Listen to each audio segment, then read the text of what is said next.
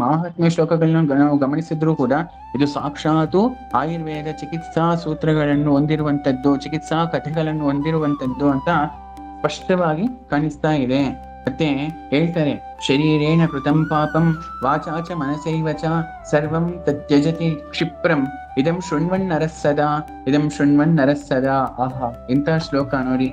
ಶರೀರೇಣ ಕೃತಂ ಪಾಪಂ, ಶರೀರದಿಂದ ಮಾಡುವಂತಹ ಪಾಪಗಳನ್ನು, ವಾಚಾಚ ಮನಸೈವ ಚ, ವಾಚ ಅಂದ್ರೆ ವಾಕ್ಯಗಳಿಂದ ಮತ್ತು ಮನಸ್ಸಿನಿಂದ ಮಾಡಿರುವಂತಹ ಸರ್ವಂ ಪಾಪಂ ತತ್ ತ್ಯಜತಿ ಕ್ಷಿಪ್ರಂ, ಬೇಗ ಮಹಾಭಾರತ ಶೃಣ್ವನ್ ನರಸ್ಸದ, ಕೇವಲ ಶ್ರವಣದಿಂದಲೇ ನಿವಾರಣೆ ಮಾಡುತ್ತದೆ.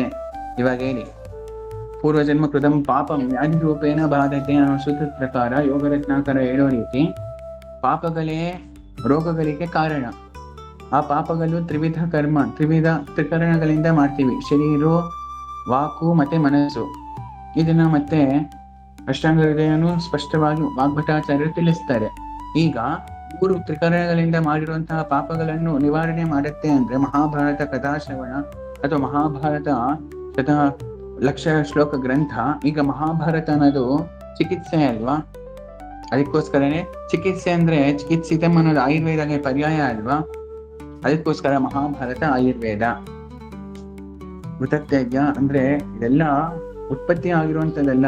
ವ್ಯಾಸರ ಹೃದಯವನ್ನು ಅರ್ಥ ಮಾಡಿಕೊಂಡರೆ ಮಹಾಭಾರತ ಆಯುರ್ವೇದ ಅಂತ ಸ್ಪಷ್ಟವಾಗಿ ಈ ಶ್ಲೋಕಗಳಿಂದ ಗೊತ್ತಾಗ್ತಾ ಇದೆ.